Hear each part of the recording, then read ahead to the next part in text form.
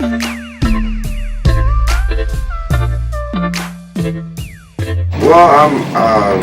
originally from Houston.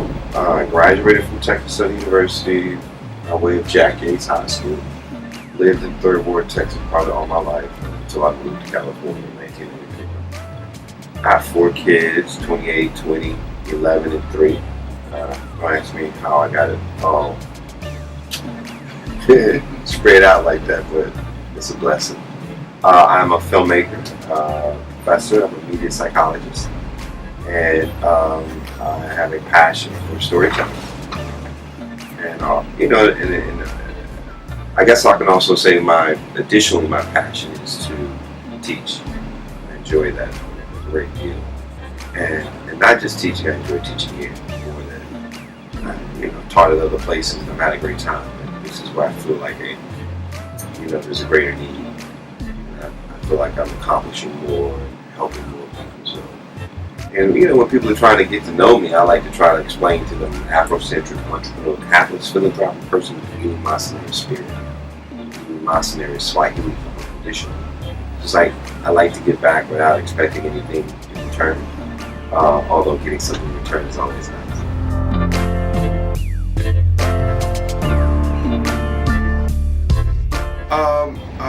One, because I was the only one to go to Howard University.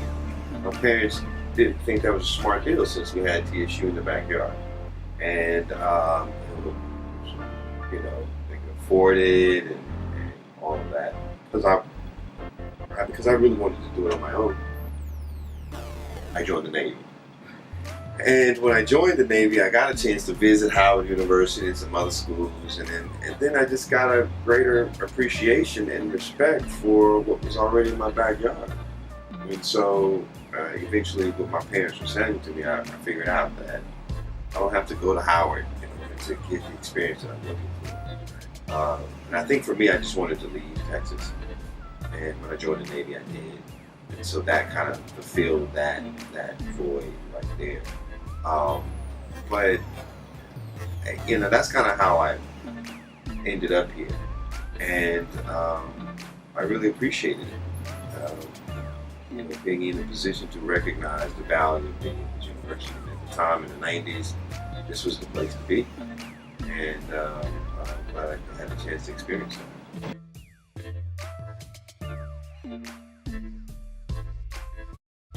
I wanted to be a filmmaker since I was 10, 11 years old. I just didn't understand that.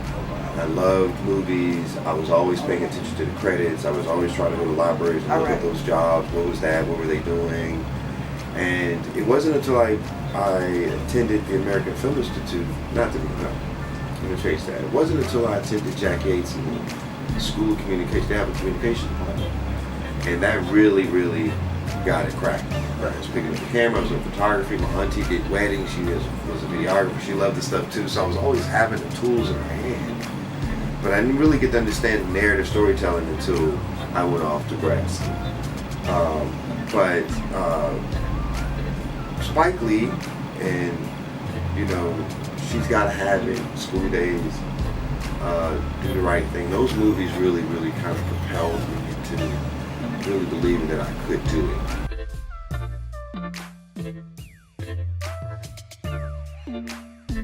I would say this, and I try to stay focused again. I got 28-year-old, 20, 11, and 3, so I'm always dealing with my own. And then whoever comes around in their spaces, right? Read as much as you possibly can.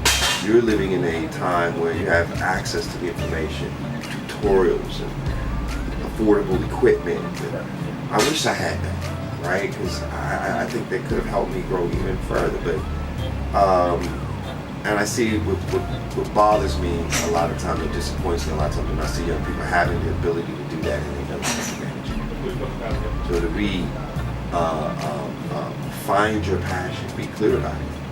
I have friends of mine in my life, and I'm damn near 50 years old, they're damn near 50, and they still don't know what their passion is. And I think to live a life without really feeding your passion is not living. It's just existing. And that's in my space. That's the way I feel about it. But to read, find your passion,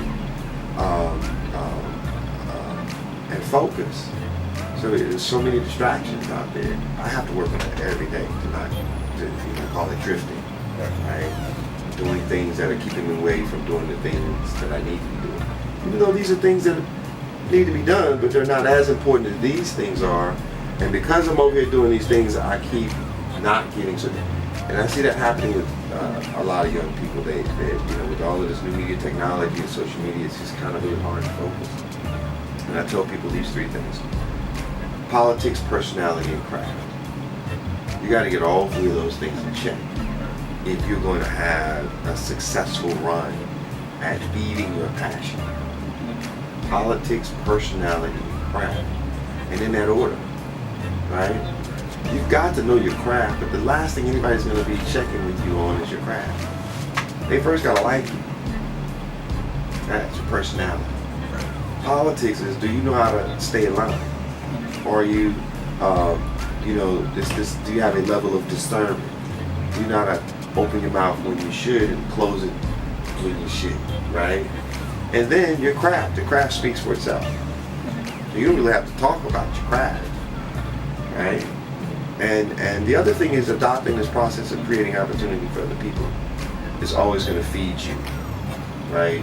So many people are me, versus, you know what, I've got something I want to do, but what I want to do can help you if you help me, right?